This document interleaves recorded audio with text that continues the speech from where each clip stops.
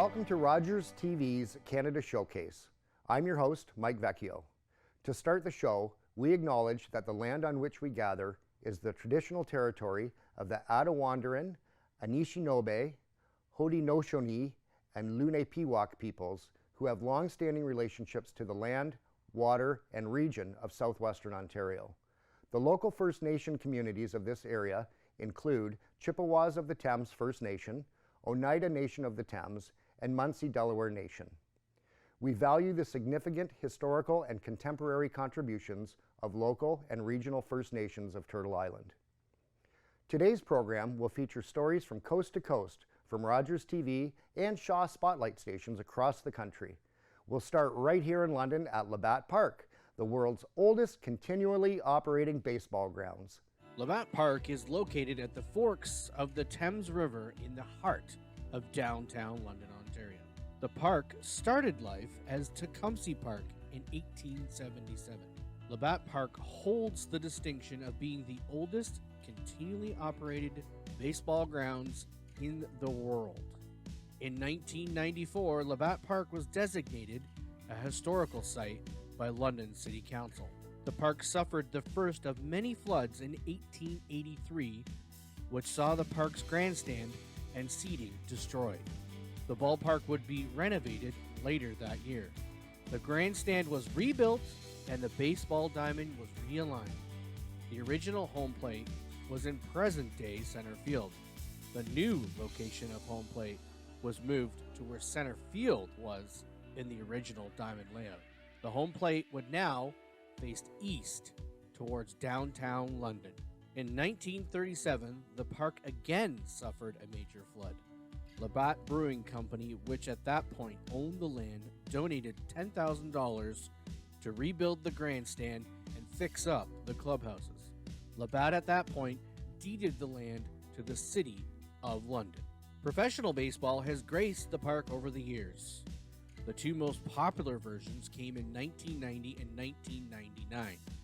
In 1990, the Detroit Tigers relocated their AA team to Labatt Park. Again, the ballpark underwent a renovation with major upgrades to lights, clubhouse, dugouts, concession, and it marked the first time an electronic scoreboard was installed at the ballpark. During the AA Tigers' time at Labatt Park, the park's head groundskeeper, Mike Regan, won the 1990 Bean Clay Award for Best Natural Grass Field in North America. The Tigers won the Eastern League Championship in 1990. The team relocated to Trenton, New Jersey in 1993 as the owners cited declining attendance as the reason.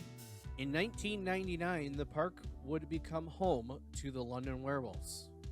The team played in the American-based Frontier League. The Werewolves would win the Frontier League Championship at Labatt Park in 1999. The following season, during the home opener, Ontario-born Brett Gray would make history. Gray struck out 25 batters in a single game. The park over the years has been used for more than just a baseball diamond. At one point or another, the park has hosted bicycle racing, soccer games, football, track and field, wrestling, professional wrestling, boxing, political rallies, show jumping, the RCMP musical ride, and was famously the venue for a 21-gun salute to Queen Elizabeth II during her visit in June of 1997. The ballpark has seen its fair share of famous baseball players pass through. 4 players of note are legendary pitcher Satchel Paige, who is in the Baseball Hall of Fame, Londoner George Gibson, who played in the major leagues for 14 years, 12 with the Pirates and 2 with the New York Giants. George would win the World Series in 1909 as his Pirates beat Ty Cobb's Detroit Tigers. Gibson would go on to manage the Pirates and the Chicago Cubs. Gibson was elected into the Canadian Hall of Fame and was inducted into the Canadian Baseball Hall of Fame in 1987. Gibson was elected into the London Sports Hall of Fame in its first class in 2001. Frank Coleman is another baseball player who played in London. Coleman is also credited with founding London's minor baseball system. Coleman founded the Eager Beaver Baseball Association in 1955.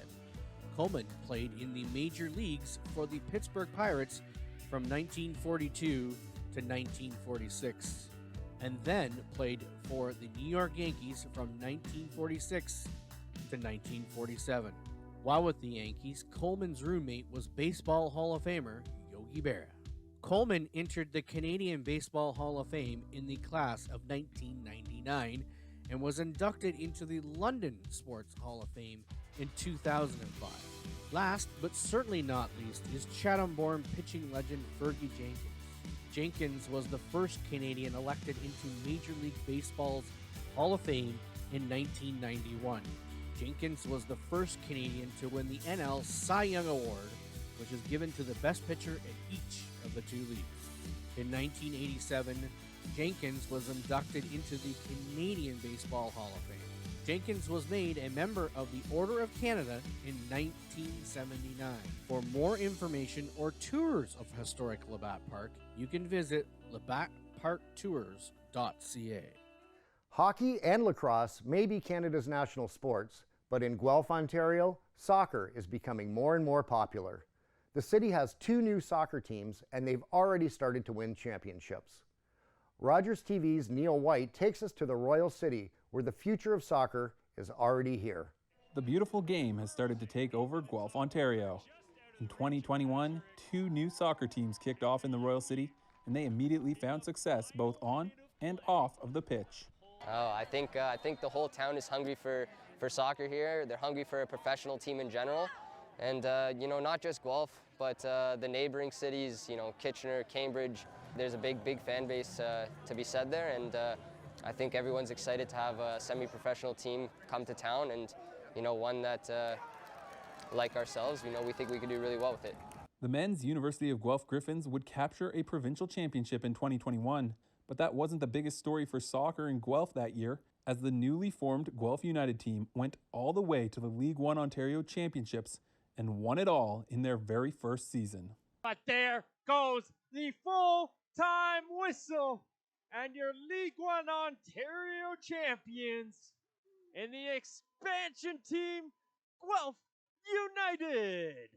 I wouldn't call it surprise, but it did come earlier than we probably would have had in our 3 to 5 year plan. We had a 3 to 5 year plan that came in 8 months, so it's put everything earlier a lot quicker than we expected, but it's really good and we're very proud of them. That win put United into the Voyageur Cup Canadian Championships, the biggest soccer event in the country, and this spring they hosted the Canadian Premier League's Halifax Wanderers. Although United couldn't beat the Premier League squad, they packed the stadium and proved that Guelph is ready for top-level competition.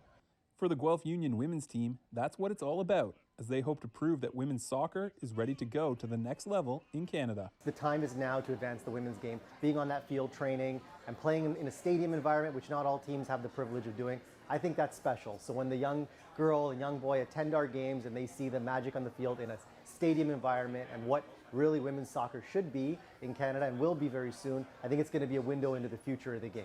Union star Julie Karn played the game at the highest levels, including in Germany, but she sees a future of the sport that's right here in the Great White North. Growing up, it was always my dream to play professional soccer in Germany. That was the goal, because you had to go overseas in order to play at the highest level, in order to compete at a professional level, and in order to consider yourself a professional female footballer. Now, I love that Shane and Onkar and the Union are trying to make it a possibility for females to stay within Canada. They're trying to grow the level here so that we're able to inspire the youth and show them, like, you can play either semi-professionally or hopefully eventually even professionally within Canada. Like, you can dream of being a Canadian professional footballer and actually stay home and represent your country. For both the women and the men, the growth of the game in Canada is leading to heights they were never able to contemplate before. Big things for me is the development programs in Canada over the last 10 years have been huge, and we've been able to develop much better players over the last 10 to 15 years compared to the era prior to that. Every sport needs a tier for the kids to strive to, and we have that in the Canadian Premier League. And it's also brought a successful national team. On the men's side, we've always had a great team on the women's side, but now we have a successful national team on the men's side. And so with that comes more interest on TV, more interest on just the general casual sports fan. And soccer's really grown. And with Canada making the World Cup this year, it's only going to grow more. For those players from Guelph, getting to play in front of a hometown crowd has been a privilege. Defender Jasmine Burke spent time outside of Guelph to be able to compete at the highest level, but returned to take on a central role in the Union's backline.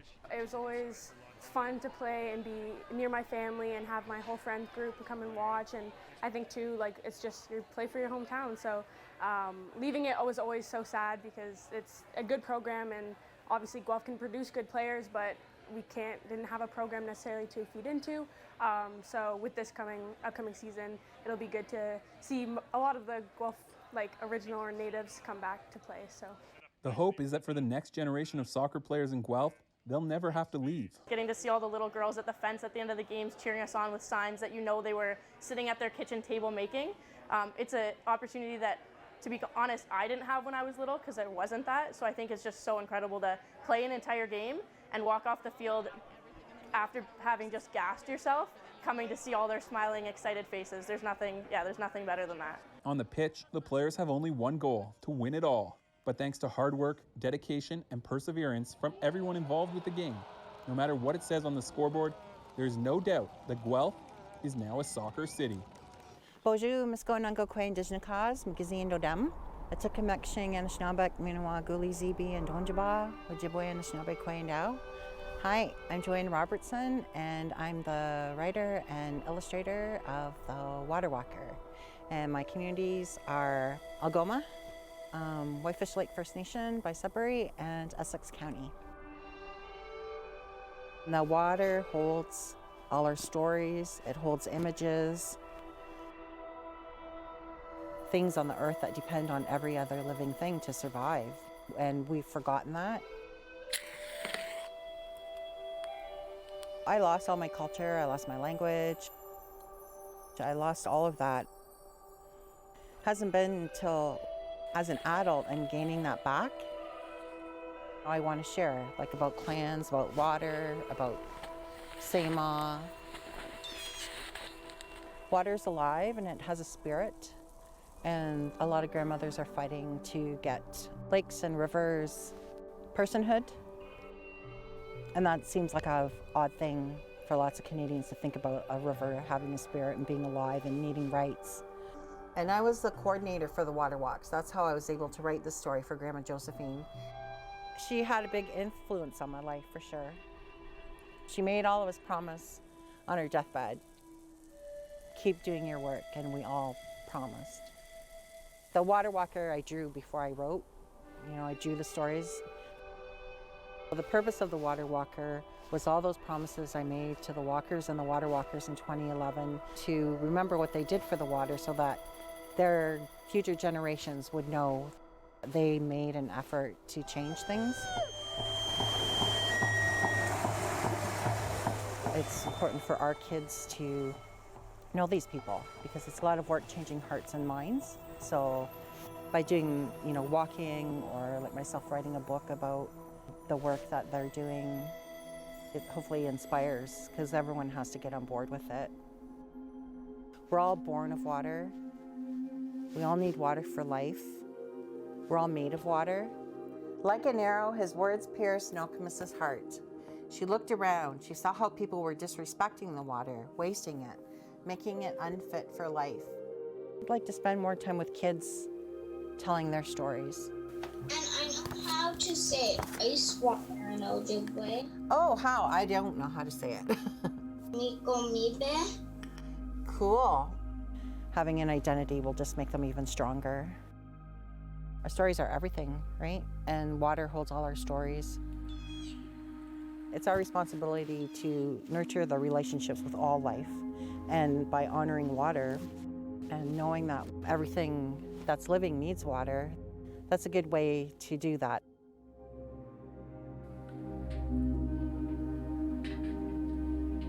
It's not our right to water, it's our responsibility to take care of water for every living thing, not just for us.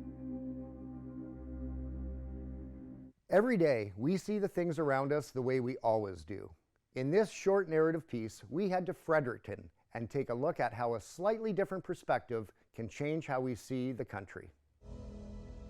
Every day, many of us see Canada from the same vantage point. But what if we could look at it from a different view than we're used to?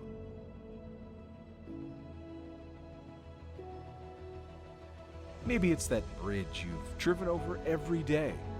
You've only seen the top without ever knowing that underneath is a beautiful and intricate slice of history and a construction style long since forgotten.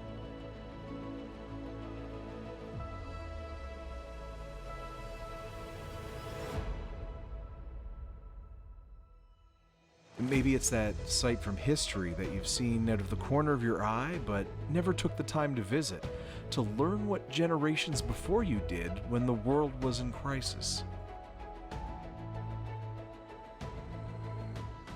It could be that dam you've seen a million times but never took the time to appreciate the engineering and size needed to keep your lights on, to keep your food cold, or to keep your television fired up for those evening laughs with family and friends. It could be the monument in the middle of town that has been such a part of your everyday life that it's become background dressing. You've forgotten the sheer size of it, magnifying the importance of the industry that it represents in your community. Or it might be the natural beauty of the land that can sometimes hide itself in the horizontal plane, thousands of years of water gently shaping it with the passage of time.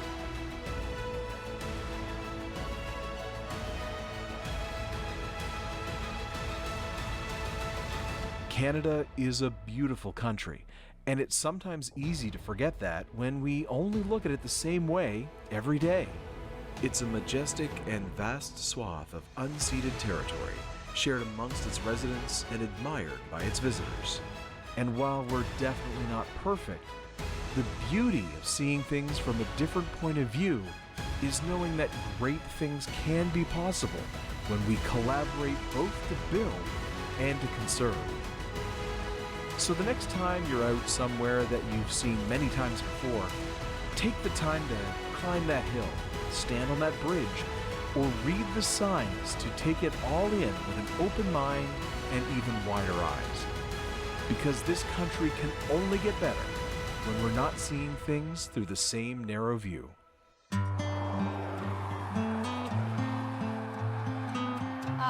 The mighty moose, a large yet majestic creature found in areas across the Canadian landscape, including the dense forest that covers much of northwestern Ontario. Because of its sheer size, it's definitely an animal you don't want to meet up with when traveling. Well, that's unless the moose you're meeting up with is named Max.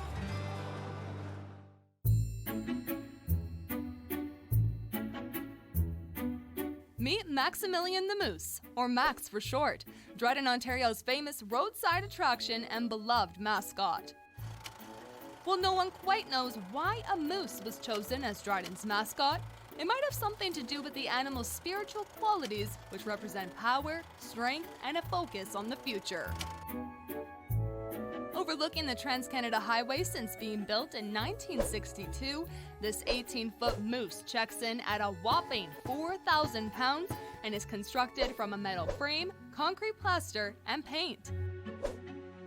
And although that's a mighty big moose, Max isn't even Canada's biggest moose. That accolade goes to Mac the Moose in Moose Jaw, Saskatchewan. But residents of Dryden will be quick to tell you that Max is much older and much more lifelike. So lifelike that, as the story goes, one night in Max's early years, someone even mistaken him for the real thing and shot poor old Max. Don't worry, he recovered and still stands tall to this day. So if you're ever traveling across Canada and want to get your photo up close and personal with Canada's most famous moose, make sure to stop in. Max loves getting his picture taken. Since 2001, Cambridge has been home to a unique urban land trust and nature reserve. As you're about to see, the organization charged with caring for this land has one mission: making the world a more sustainable place.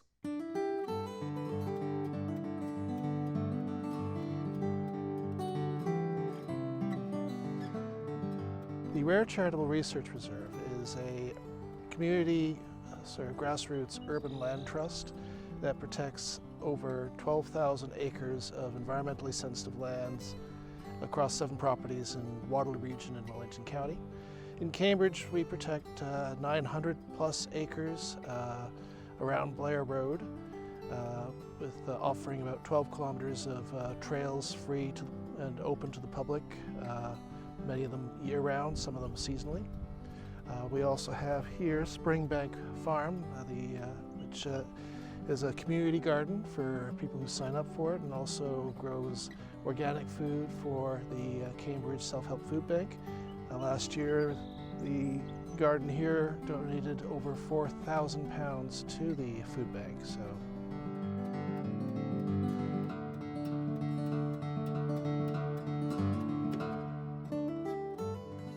We have the Every Child Outdoors program, which runs a nature school and summer camps and March break camps for kids 6 to 12 and also teenagers, to sort of spark a sense of wonder in nature in what will be the next generation of conservationists. We also offer this place as a site for research into environmental science issues and science projects. And we also maintain these lands for their ecological significance, to keep them healthy healthy for the environment and for the surrounding community.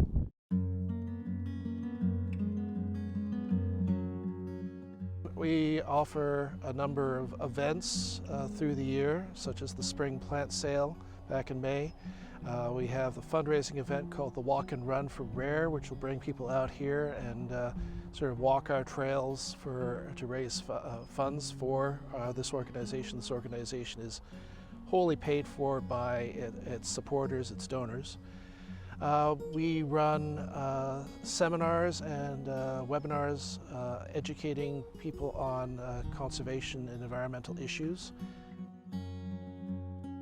The Slit Barn is a heritage building, dates from the mid-19th century, and is a stone barn building with, it's called the Slit Barn because it has very narrow windows, and it's survived up to the present day, and was taken over as part of the rare lands, and has been sort of renovated and sort of shored up, and is now being used as a community space for through Rare. Maple Lane Trail is sort of remains of an old laneway that used to be through this area. It is now mostly sort of restored to nature, and it's a great place that you wouldn't otherwise know is here, and which could have been lost if we didn't move in to protect it.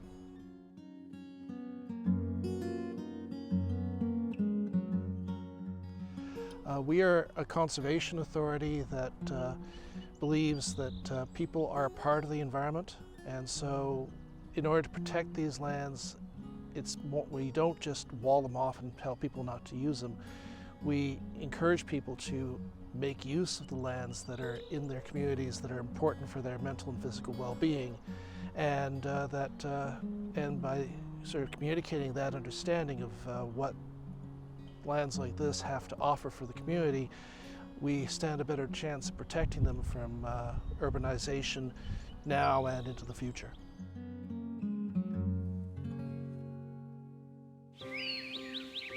I love farming.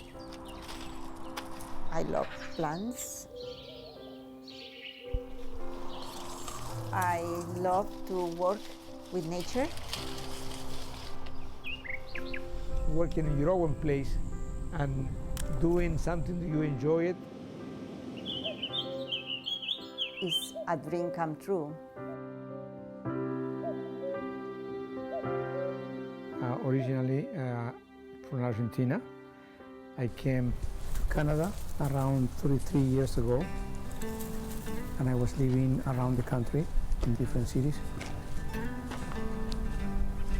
We decided to move to the Okanagan because when we were traveling, we fell in love for the beauty of the lake and the agriculture. I was born in a ranch back in Argentina. I never had a chance to work with them, but life turned me back into be a farmer. So this is my root. The nature in here is close to where I came from. The lakes, the mountains, and the orchards. I moved so many times, and finally, I find my place. We purchased this farm in 2015. And we decided to go organic. My family back in Argentina, they never put any chemicals, they're all natural. And I grew up in that way, so that's the reason that I believe that's the way to work, that's the way to live.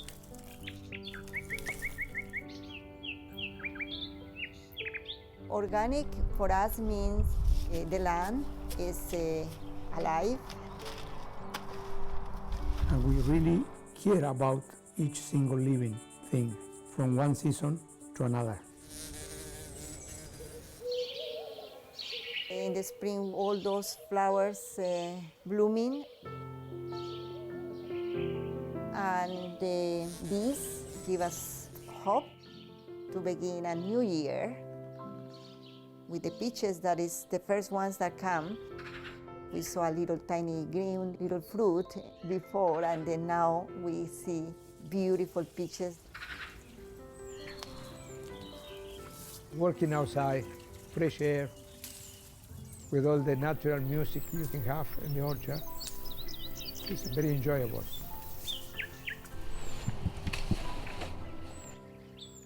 In the fall, we do harvesting of the apples. And we enjoy that much at that time. Also, we decided to have some leftover in the trees, leave them out there for the birds. And they have food for the winter. The whole system in our orchard is formed by alive members. And we really care about that. This reminds me so much to my hometown, and it's really attached to my heart and my mind. We return back to our roots. This is our home, and we love it. That brings an end to this episode of Rogers TV's Canada Showcase.